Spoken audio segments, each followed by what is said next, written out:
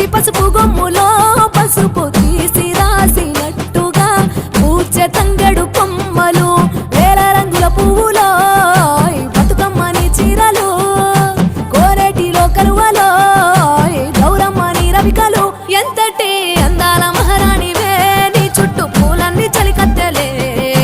నిన్ను చూడాలని ముందుగా వచ్చిందే పూల దీపావళి బతుకమ్మ రాకతో మా వాకిలి మురిసెనే పాటతో ప్రతిలోగిలి